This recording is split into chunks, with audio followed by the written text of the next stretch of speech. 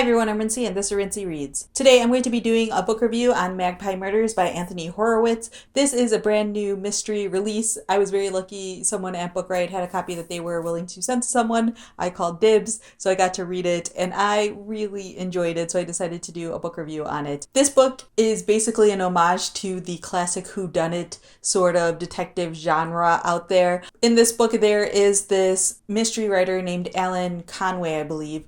He is basically like a best-selling mystery writer. He has a series of books featuring this detective named Atticus Pund, and he has submitted like the latest manuscript for the 9th book in the series. The editor takes it home with her over the course of a weekend to read through it. The first chapter is the editor, Susan, setting up sort of the situation, talking about how reading this manuscript would basically like change everything in her life. And then the next like 200 or so pages are you reading the mystery book. And the mystery book is written in this very Agatha Christie-esque style. And then after you finish reading the manuscript with Susan, basically, you jump back to Susan's perspective and you see sort of how things unfold from there.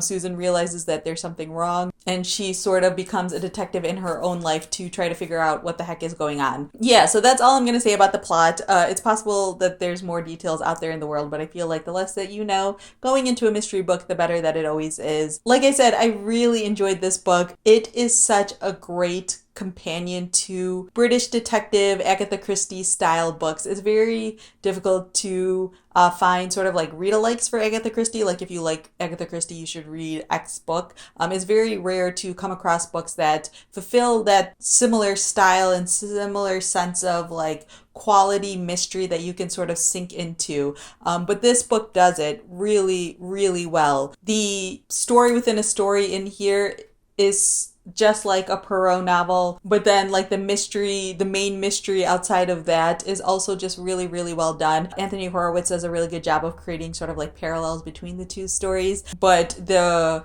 real life one has more obviously realistic details and consequences and things along those lines, but it still has like that very mystery element to it. There's a lot of really great plays on the genre and homages to the genre that if you are a mystery fan, I think that you'll really enjoy. The way this book is set up, it's very much grounded in sort of like our reality. Like they talk about Agatha Christie and they talk about like J.K. Rowling and they talk about all of these really great mystery writers of the world. So it makes it feel more real as a reader. At least it felt more real to me because it felt like I was just in another part of the world. Like I was just in England enjoying this story as well. It feels like the Atticus Pund books could have been their own like a real series here in the world. So yeah, if you're someone who really enjoys mystery books, if you really like cozy mysteries or like straightforward British detective stories, if you really like Agatha Christie, this is definitely a book worth picking up. I feel like you also get like 2 books for the price of one because there are 2 full mysteries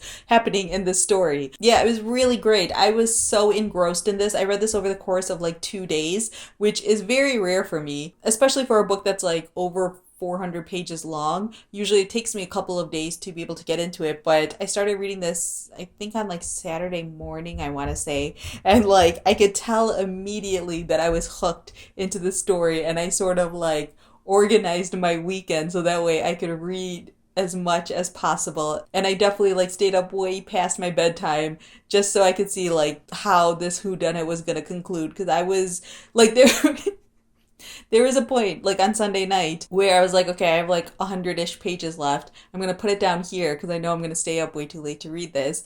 And then, so I decided I was going to go to bed and just read it like the next morning before work. I went to bed and I couldn't stop thinking about it. So I was like, well, at this point, I'm not going to sleep, so I might as well just keep reading it. That's how much I like this book. So yeah, it's not a perfect novel by any means. Like the way everything wraps up, it is a little bit over the top, but I also kind of like the fact that it was over the top. But yeah, I think again, if you're someone who really enjoys mystery books, this is a really great one to pick up. It just feels so like comforting in a way that Agatha Christie feels. And yeah, it's just a great, great addition to the genre. So yeah, that is Magpie Murders by Anthony Horowitz. If you've read this book, definitely leave a comment down below. I'd love to talk to other people about it. I know a couple other people at Book Riot have read it and they've all really enjoyed it. It's because they were talking about it so much that I picked it up right away, and I'm so glad that I did. Also, since I'm talking about a mystery book, I feel like I should plug the new mystery podcast that I'm doing on Book Riot. It's called Read or Dead. If you follow me on social media, you probably would have seen me talking about it, or I think I've talked about it on Twitter. Maybe that's it. I should probably talk about it other places as well.